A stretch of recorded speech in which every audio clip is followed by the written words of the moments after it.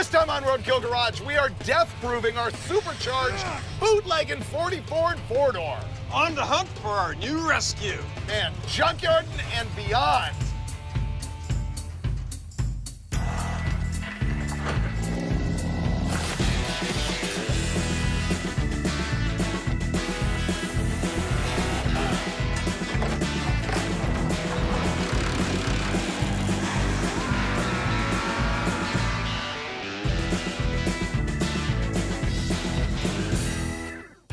Our plan this time is to go hunting for a brand new project vehicle, and to do that, we're bringing back the 40 Ford. Steve, I'd forgotten how much I love this thing. Oh, how can you forget, man? We had like the time of our lives, hot dogging this thing in the dirt and out in fields and along the river. It turns out to be really cool.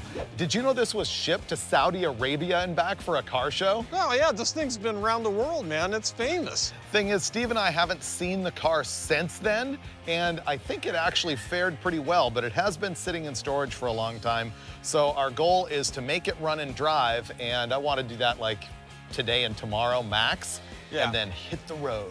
Well, that's what we need to do. Yeah. I want to go to like Turner's again, the cool junkyard in Fresno. I think there might be some other hot spots around. We just have to do a little searching. Yeah. I've been Googling around, asking some friends. I need to find guys with a stash, and here's sort of my commitment for the episode. Okay. We're gonna get a new project car. It cannot be a Mopar or a Chevy. Oh, even if we found a nice 69 Nova? Yeah, no, 69 Nova. Nah, it's gotta be something different. We need to go BOP, Ford, Mercury, AMC, Japanese car maybe for an LS swap, something. I'm open-minded. It depends on what we find. Have you looked at this thing? Oh, yeah. Remember, the hood isn't bolted on. Yeah, we gotta it's all grimy. It's a little dirty, but it looks pretty intact. Yeah, it's not that bad, actually. Yeah. Can I pressure wash it? Sure. I'm gonna pressure wash it. Yeah. If you remember this car, you are a Roadkill Garage watching Olympian, because we built this thing in season 3, the first episode of season 3, and right now today, we're shooting season 9, so it's been quite a long time. What the car is a 1940 Ford four-door sedan, F-O-R-D, Ford O-R. Get it? See what they did there? That's actually what it's called. It's titled as a 40, but actually it's got, I think, a 39 Deluxe grille in it, definitely 40 headlight surrounds. The taillights are a 39 teardrop, but who cares? It's a 39 or 40 four-door sedan. Now, in the episode, it came with a small block Chevy, and I don't remember why it was fragged, but we threw a new engine in it. The short block is a really basic cast piston 350, just like what you could buy from any rebuilder. And we hopped it up with a little tiny, gentler hydraulic roller camshaft. Very tame, non-offensive, very drivable. Brodix 200cc cylinder heads, the Iron Killers, and then we topped it all with a Wyand 142 cubic inch single 4-barrel supercharger, and it's got an 850 QFT carb up top. The thing actually is pretty stout. We had fun with it. It does great burnouts, if I recall correctly. It has a turbo 350 transmission. I forget what the rear end is. Let's guess that it's a Ford 8-inch. Might be a 9-inch. We'll have to check that out. It's got highway gears in it. The thing cruises. The problem with it was, in our first episode, we complained that the suspension wasn't that good. And we would know, because we bootlegged this thing in the dirt. And that's why we call it the Bootleggin' 40 Ford. What I want to do here is clean the thing up, see if it'll run pretty well, and we got to deal with a few little things, like it's got no floorboards, and it needs new tires, it needs its old wheels back, just some stuff like that. And then we plan to hit the road, and that'll be an actual durability test on this garbage.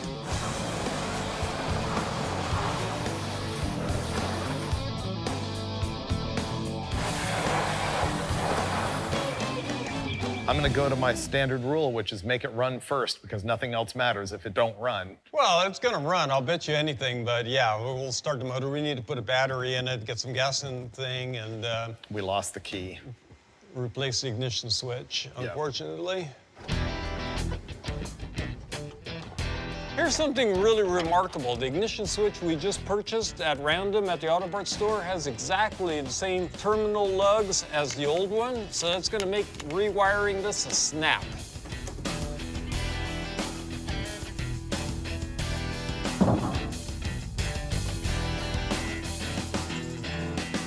I don't know how much fuel is in this tank. Whatever's in there has been in there for years, so it's probably way past its prime. And I'm gonna check the level. Unfortunately, we don't have a gas gauge that works, but I have this perfectly good piece of slightly dirty hose. It's gonna show me exactly how much fuel. It won't show me anything because it's too fat to go in there. So I'm gonna go get something else. Oh, there we go. There we go. Now we're making some progress. Oh, look at that. Driver gird is almost nothing in there.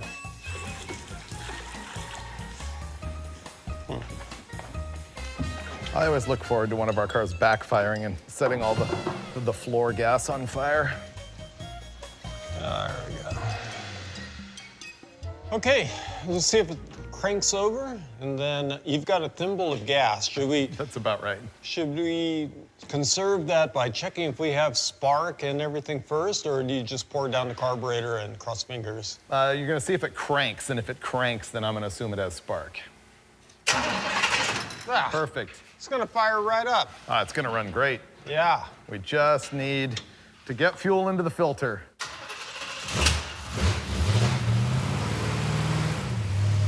Does it have oil pressure? Oh, yeah. Cool, I'm happy about that. That takes that out of the equation. What are we gonna do next? Hit the road. No, we could. Yeah. Nah, seatbelts, battery, nut and bolt check the suspension, different wheels and tires. You pick. So we'll do battery relocation. It needs a motor mount. It does? I forgot about that, yeah. I watched our old episode. That thing was flopping around like a trout freshly pulled from the lake. Flopping around on your AstroTurf in the boat. That's what that engine's like.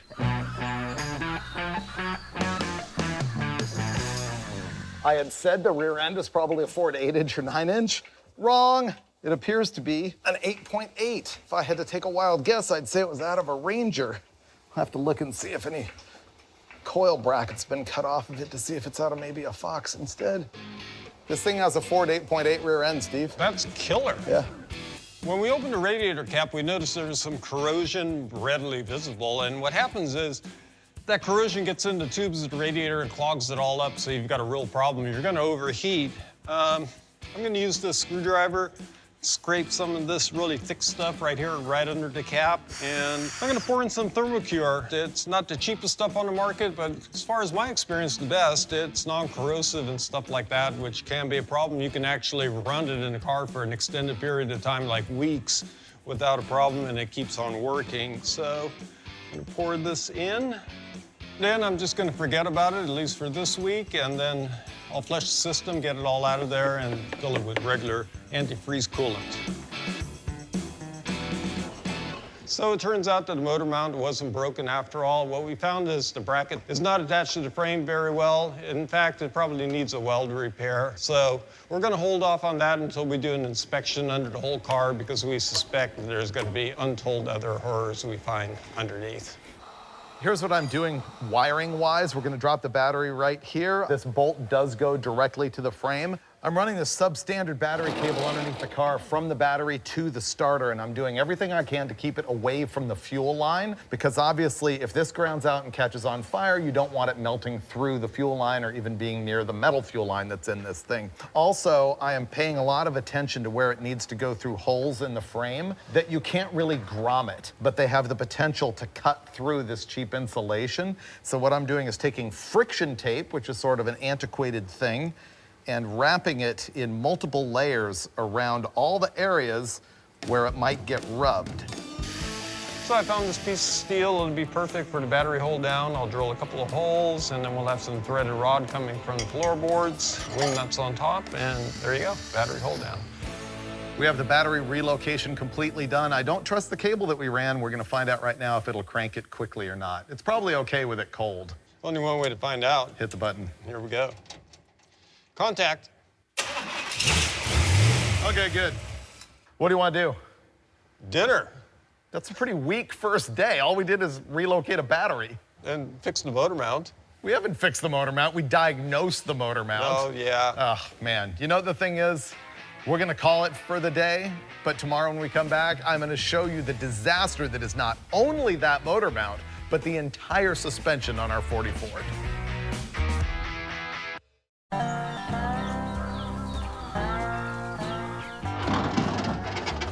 how we're gonna put a taller tire in there.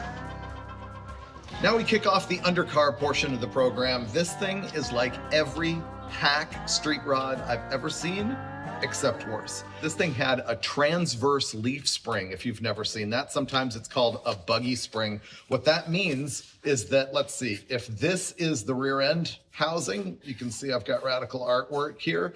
The buggy spring has shackles here and here, and a spring that goes across like that. So instead of running this way in the car, it runs this way in the car. That's been removed. And if you've got a 39 or 40 Ford, many people convert to parallel leaf springs, which would have been better than this particular arrangement on this car, which is a parallel 4-link kit and coilovers. Let's talk about what's wrong with the way they've designed this. First of all, if you go to the upper coil spring mount, remember those coil springs are carrying the whole weight of the vehicle. The bolt that is holding them is in single shear. Here's what that means. Imagine that this is like, I don't know, the frame. And then you've got a bolt head here and threads sticking out over here. This is single shear, meaning that when you bolt a shock right here to this bolt, all of the flexing action is right there in one spot. Now, double shear would be if the frame was like this also, and the bolt extended all the way through both of those frame rails. And now you've got 2 points of support on the bolt. What's happening here in single shear is that that bolt can walk like this and eventually crack the frame. So that's a disaster, but there's nothing I'm gonna do about it in the short term. Also, the way the coilover is mounted, the coil spring is hitting the back of the axle tube, so that's also ungood. This is a QA1 single adjustable coilover shock absorber, which is good, but they've got the setting all the way loose, and that's gonna be the key to some of our performance problems. Now let's move on to the panhard bar, also known as the track bar.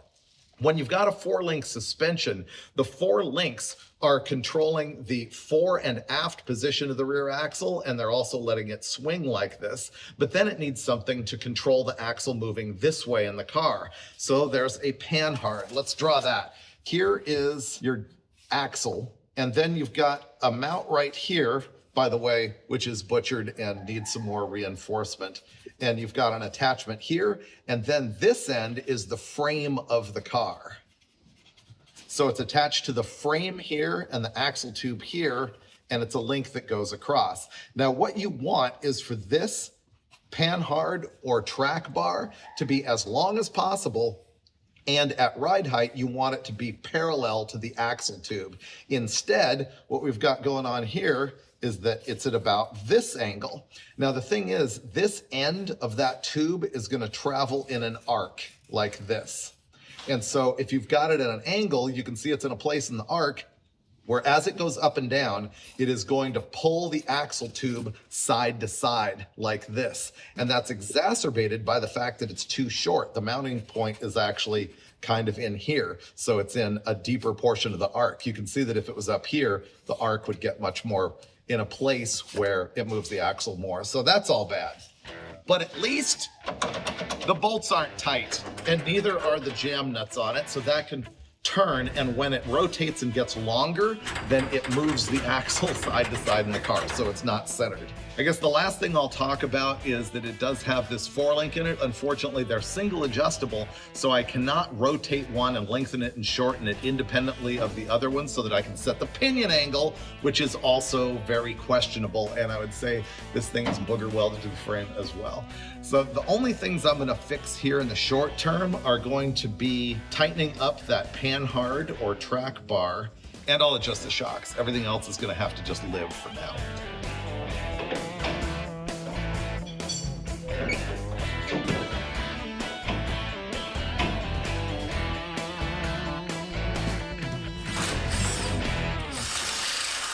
One of the things I wanted to do to the car is add seat belts. So I'm gonna add this universal seat belt kit. It's readily available, and I'm gonna mount it to some pretty good hard points on the car. And on the inside part of the seat belt, I'm going to the drive shaft tunnel that's just sheet metal. So I'm gonna add this really stout fender washer. It's thick, it's grade 8, and you'll tear yourself in half before you rip this right through the floor. So we're gonna have seat belts and a lot more safety. Now we move to the front suspension. This is going to be very similar to what would have been on a stock 40 Ford, but it has some modifications mostly to make it low. So it's what they call an I-beam, and it's dropped in order to make it lower, meaning that the ends have been bent up higher, which effectively moves the whole thing lower. It also has a lowering spring. It's aftermarket. It's got some Teflon in it to make it slide really nice. Has a sway bar that wouldn't have been here. The shocks are different than what would have been stock. All of the modifications that we see here are doo-doo. Let me count the ways.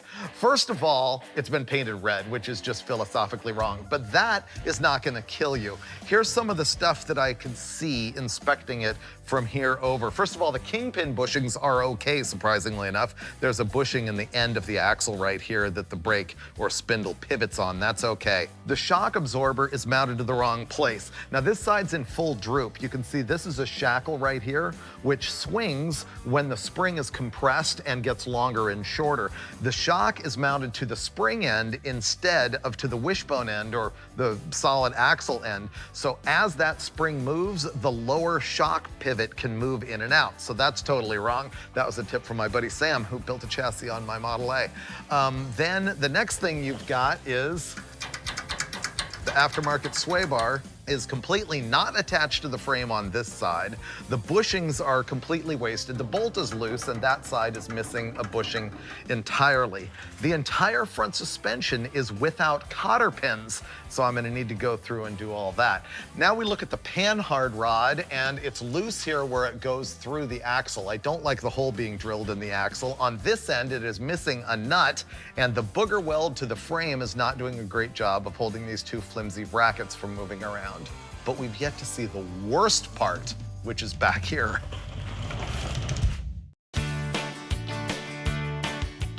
Now we get to the most dangerous part of the entire program, which is the split wishbone mount.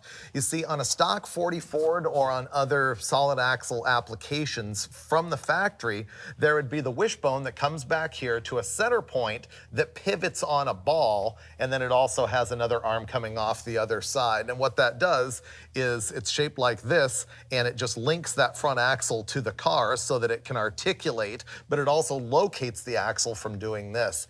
Now, when guys started putting V8s in these cars, like way back, in 1932, they had a problem, which is the transmissions, and especially automatics later on in the 70s, wouldn't fit. And so they cut the wishbone apart, and instead of having that one ball in the center, they split it, and they've got two bushings on here. Now, this is a very common aftermarket bracket that would be used to do that, but here's the issue. This is only bolted to the frame with one bolt per side that is directly underneath this bushing. The problem with that is you've got a plate like this and one bolt like this. And so it can rock like this, and that scissor action is eventually gonna tear that grade 5 bolt in half or break the frame. Instead, it needs bolts out here so that it can't do that rocking motion, and it doesn't have that. All right, the unfun part of this starts now, but you know what? I'm gonna procrastinate this disaster and go fix the stuff in the front suspension first.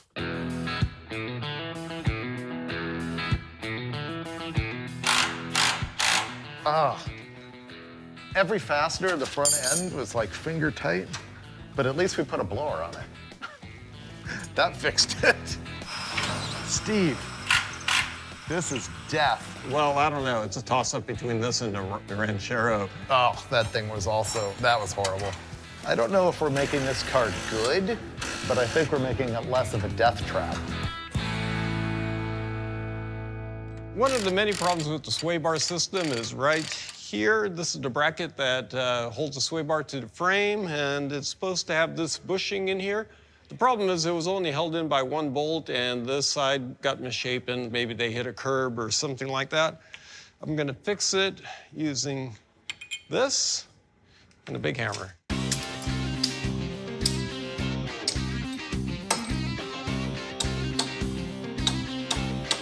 Well, that's good enough for what we're doing here.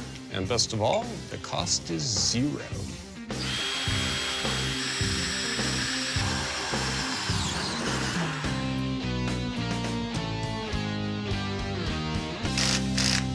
One of the problems we have is the motor mount bracket that attaches to the frame is not attached, especially the gusset that braces it. It's just sitting in the inside channel I'm gonna give it a little tack weld that's gonna hold it because the way it's all, we'd have to drop the whole suspension out to put a bolt in it. So I'm just gonna point it in the general vicinity, close my eyes and pull the trigger.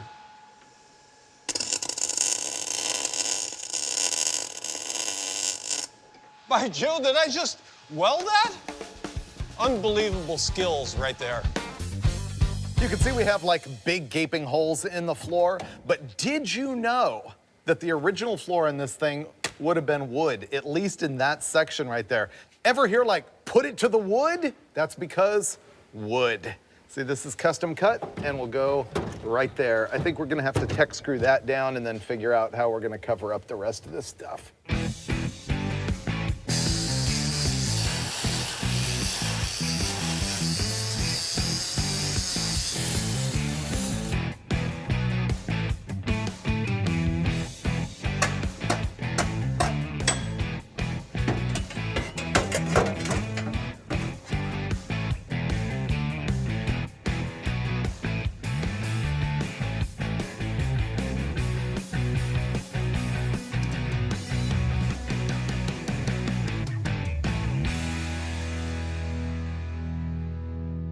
We're all done with the floors and now it's wheel and tire time. We're gonna install the old wheels that used to be on this thing, which are the most standard wheel in the history of modern hot rodding, which is the American Racing Torque Thrust D. I got a 15x6, 15x7 on the back. The front tire is a 205/60/15. The rears are 235/70/15s. That's it for the night. I think it's pretty good. Tomorrow, I just want to put the air cleaner on it and drive it around the block, make sure that we're good before we take off on our adventure. It's gonna be adventure ready. You know what? We're gonna go to junkyards and see cars that are better than this that are in the junkyard. Somehow that's not too hard to imagine.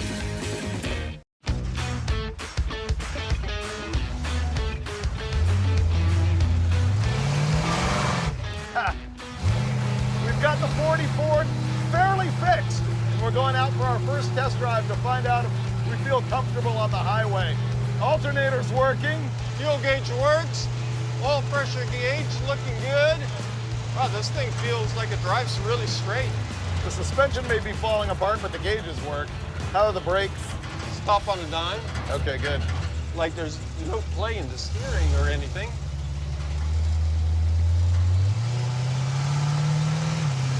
Oh, shift's pretty good. Yeah, you noticed that right away. We'll need a little gap tape around the shifter. We don't have a boot. Yeah, we didn't fully fireproof the floor, but at least your foot doesn't fall through anymore. Yeah. I mean, I didn't try the suspension out. I wouldn't go too nuts on it. No, that's as far as I'm gonna go, Freiberger. It's pretty stout. It's like a little go-kart. I would estimate that that motor makes 275 horsepower with no blower, right? That's as much as a 396 Chevelle made back in the day. It might only make 350, honestly. I don't know. All right, we've gone like 3 blocks. You confident to hit the road? Sure. It seems good. I mean, it stops. Yeah, the brakes are good. Yeah. It's got those geometric brakes in the front, the discs. Yeah, you got to get your foot has to go completely off the ground to work the brake. You can't really keep your heel. Well, you can kind of. How's the burnout factor? Whoa! What's steaming out of it when we do that? Is it just out of the breathers? It might be. Smell it? Let me have a look. Get on it, let me see. That's a lot. Yeah, that's what's coming through here. Yeah, let me see what's smoking. That's more than breather. That's like... We leave the dipstick out of it?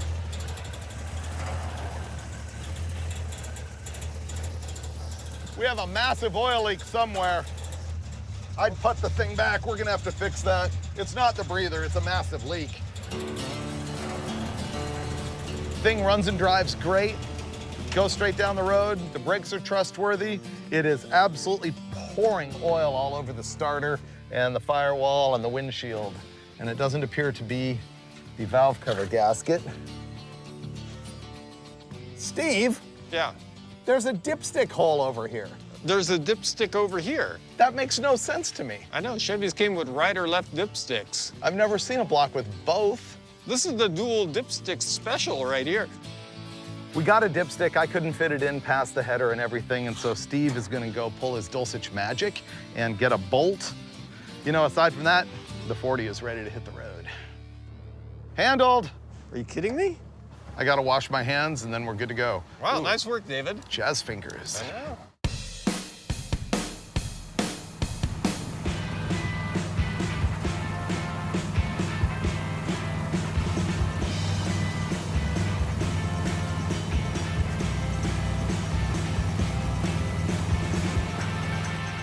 Steve, how far did we go? 10 miles? 10? Yeah. And our transmission is overheating enough to like steam. We can like smell burning automatic transmission fluid, and it's because whoever we got this from put the cooler like inside the C channel of the frame rail and it's got no airflow, and we both ignored it. So we're fixing it on the road. This is the ultimate Freiburgering. Yes. Oh, I think. Really? Am I gonna win? I have freed the transcooler, and now I'm gonna attempt to move it into some airflow. Oh, look at that. I am the zip tie Jedi. Oh, maybe I can also recenter the rear end. That's another problem that we're having, is that the left rear tire is rubbing, and it's because when I put that panhard in, also called a track bar or track locator, when you rotate it, it either lengthens or shortens itself, and that's what moves the rear end back and forth in the car. So I was able to loosen the lock nuts and then just rotate it to sort of shove the body that way, and now I have equal tire clearance and that one shouldn't rub anymore. This doesn't mean that the axle's squared in the chassis by any means, but the tire's not rubbing, and that's all I care about. Now we're off to see our first cool collection of stuff for sale. This guy might have a Burma Jeep, Steve. Oh, wow, those are great. Yeah.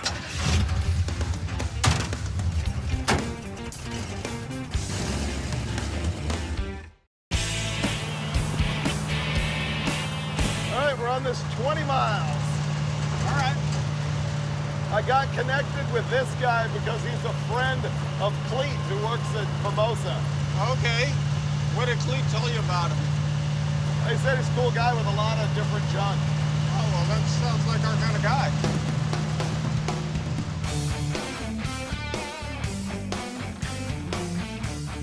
We've arrived at a secret stash of great old cars and military stuff and tractors and everything.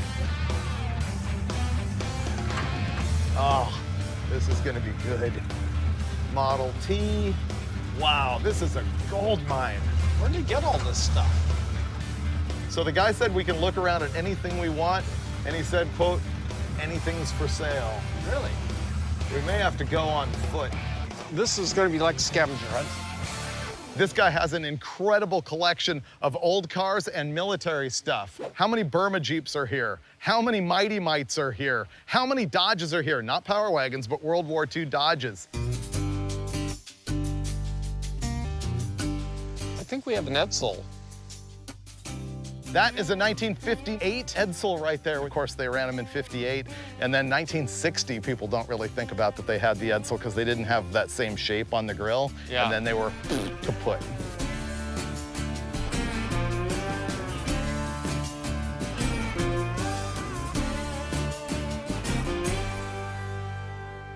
Here's something you may not be aware of if you're like not old school like we are. This is the Buick Straight 8. You've heard of course, an inline 4-cylinder, even an inline 6-cylinder. These are inline 8-cylinders. Buick made them from 1931 to 53, and I read this as a 52, so this is near the end. They made them in displacements from like low 200s up to a 344, I think was the biggest one. Check out the ports on that side. There are 8 intake ports and 4 exhaust ports because each cylinder shares an exhaust port. So they're not efficient, they don't make power. I don't think any of them ever made 200 horsepower, but they run absolutely perfectly smooth. Actually kind of awesome.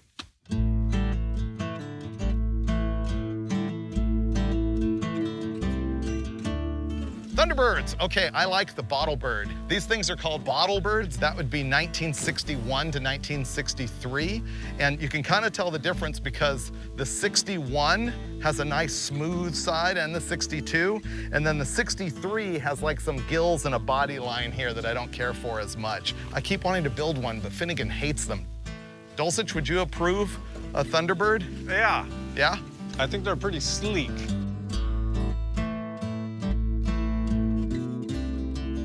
All right, we're leaving the civvy section and moving over to the military section, but Steve, I spotted two things from a distance. Okay, let's hear it. Gumbo Monster Mutter! Oh, man! You can't get those tires anymore. No. Those things were great. I haven't seen those in years. I know. And also, see this right here?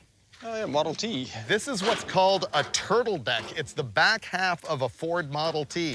I believe this is like 1924, 25, because the 26, 27 is like swoopier with the longer deck lid and stuff. But you would take this thing and you could unbolt the back half of it and just use the passenger compartment, and you built yourself a tea bucket. I know, you could really put much more than a picnic in there. Not really. No.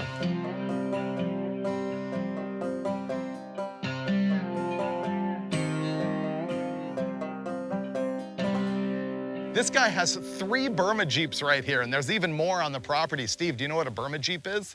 Well, they used them to build the Burma Road in the World War II campaign in China. Bingo!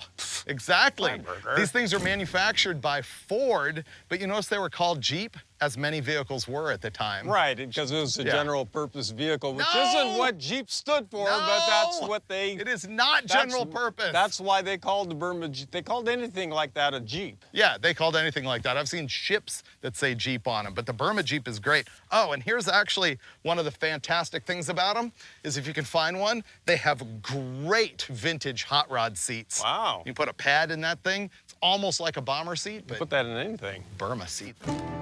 I would never know how to restore any of this stuff, or nor honestly would I have a desire to, but I'm glad this guy has them. This is one of those places where I could have spent all day and then some. But the last thing we're gonna do is check out this emporium of greatness. The first thing that attracted my eye was World War II Jeeps and another Willys. You probably know that both Ford and Willys made Jeeps during World War II and that they were virtually identical. There was a little differences. And here's the one that you can use to like impress people and spot a Ford versus a Willys just at a glance. You stand here and you go, oh yeah, that's a Ford. How do I know? See this cross member up here in the front? The Ford cross member is a stamped piece of sort of square or rectangle looking tube, and the Willys over here has more of a round tube that crosses right there. So that's like a boom, glance that will at least tell you what frame it's got. You gotta see this Willys though, check this out. That was a Ford GPW, this is a Willys MB. Remember the square tube on the Ford? Look at this one, it is round on the Willys. But this thing has something I've never seen before that you've gotta check out. The data plate on it is in German. Apparently after the war, this thing was left in Germany and Daimler-Benz rebuilt the thing and they tagged it in German. That's crazy town. Back to hot rod stuff, check this out. This is also a Willys, just like the Jeep that we just looked at. John North Willys was the guy, and properly it's pronounced Willis, but no one says that, so stop telling me that. It's a Willys. This appears to be a 1940 based on the fact that the windshield wiper is up here, but the grille is a 41, which has the big open mouth instead of the 2 separate pieces. That would be common for a fiberglass front end that you would get for a gasser back in the 50s. Now, what's interesting is this thing obviously has genuine old drag race history to it. It says Magnum's Car Club on it. It says Visalia in the back, and the driver is Dan Fabry, which I can't really read, but these guys have sussed that all out. And it looks like they're updating it with a new cage and stuff to maybe race it again. That was Super Secret Stash greatness. I loved so much of it, but I don't think we have a new project car out of it. I mean, if I had unlimited time and space and money, yeah, I'd probably clear the place out. Yep. But I don't. And so we're gonna head north to Fresno tonight if this junk makes it. Oh, it'll make it.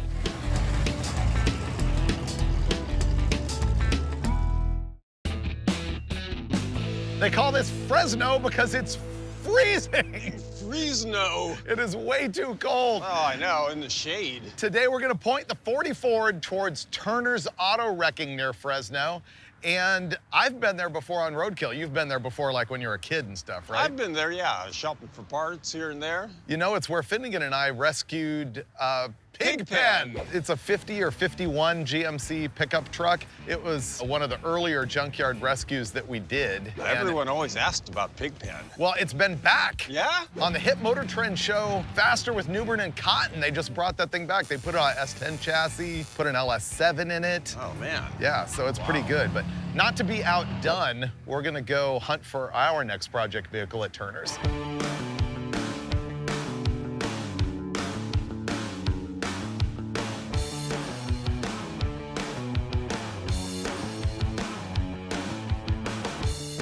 Oh man, it's all coming back to me. Oh yeah, the sea of steering columns, the sea of windshields. I forgot how much great stuff is here.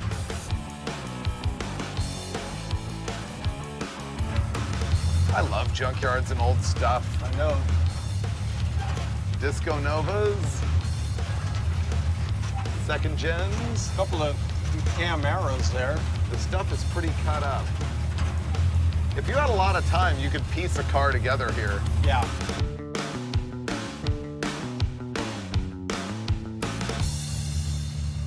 That's a pretty cool cab, that yellow one. You could take a cab like that and turn it into some kind of hot rod on some kind of frame.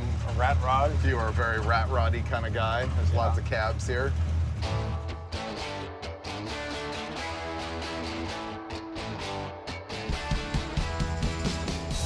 I could have a Ford. There's a Pontiac. Lots of Pontiacs on the right, Fords on the left. I like the full-size Fords, like a 64 Galaxy is premium.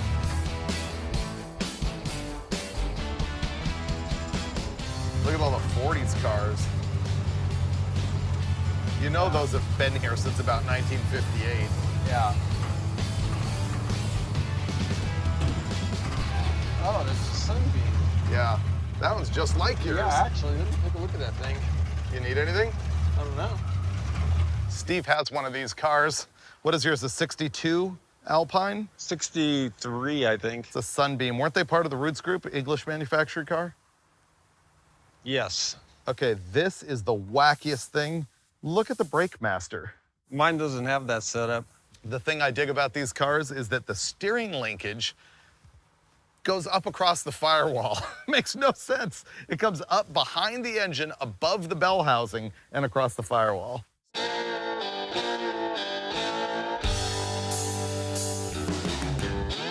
Here's one thing I'm vaguely looking for here. I almost always have some crazy scheme involving land speed racing. I actually carry the rule book with me, and I'm always studying the different classes that are right to run. And right now I've got a kink where I want to run something that's called GT, which is sports cars, which means production cars that only came with 2 seats. And I kept on thinking, oh, Porsche like 924 would be perfect. But unfortunately, this is a so-called 2+2. It has a rear seat from the factory that's this big that you could like cram a, kitten onto.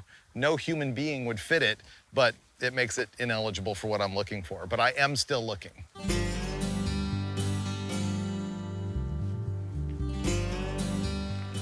There aren't really complete project vehicles here. You'd have to really, really love one of these things to bring it back. They've been picked over for like 40 years. It is definitely possible, but it's improbable that it's possible that we will do it.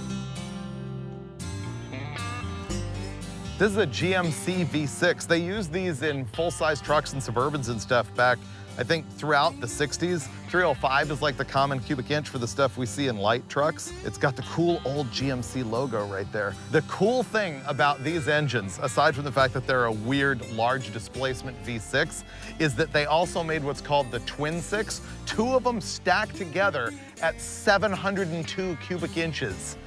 Man, there's a whole lot more about this whole engine family. They're pretty wild and crazy and nobody really cares anymore, but I think it's pretty neat. Steve, I did find a car that I have to have. Just walking around the junkyard, I spotted a car that was like, I've never paid attention to one of these. This thing's fantastic. It is fantastic. Yeah, man, all of a sudden, I fell in love with a 1966 Chrysler 300. How could anyone not love that car? Bucket seats, floor shift. Yeah. I mean, that particular one was red on red with the panache of that Chrysler styling. Man, did you see the point to the grill and that swoop on the taillights and the dash? It was almost like the old jukebox dash. Oh, yeah, it's great. But the problem is it's way too far gone for me to actually want to try and recover it. So there's that, but I'll probably buy one later. I think what we're gonna have to do is go to the Instagram.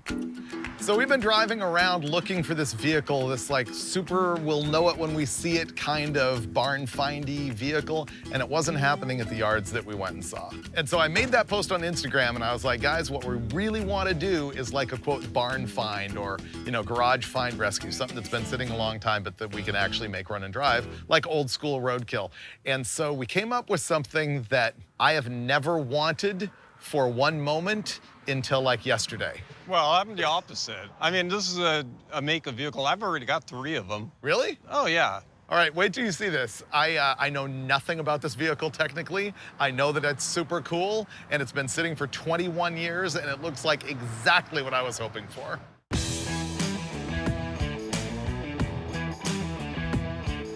This is a 1966 International Harvester. I've always appreciated this generation body style. Look at the flare. This is like genius barn find. Look how big the cab is. Okay, you know you've bought the right old pickup truck when it has 2 saddle blanket seat covers. And this is back when they made them right. You cannot buy quality like this anymore. I gotta sit in it. Wow, look how the floor is completely flat. Well, this thing's pretty pristine. The comfort isn't everything that I expected from a cab of this size. Wow, I love how industrial the dash is. It looks like the dash in our 40 Ford with just round gauges slapped in it. Steve, this thing is radical. Let's open the hood and take a look at what we've got. Okay, ready? Yeah. I think it's a BG series inline 6. I tried to research it and stuff was not clear. This looks like a 50s Chevy truck, tandem brake and hydraulic clutch. How many miles on it? Did you look at the clock? Let me look. This thing is brand new. Steve, it says 01709. It's like 1709. Oh, so it's only got a little over 1,000 miles on the clock. Right? Wow. I don't even want to touch the dust on it. It's so pristine. I'll bet you the whole bottom end and the engine just needs a little fiddly finesse. Get this to run. I love this thing. I can't even tell you why. I never wanted one before now. All right, I think we're mutually completely sold on this thing. We still have to strike a deal with the guy, but I'm pretty certain that we can acquire it, make it run and drive, maybe even wash it off. And you'll see that in an upcoming episode of Roadkill Garage.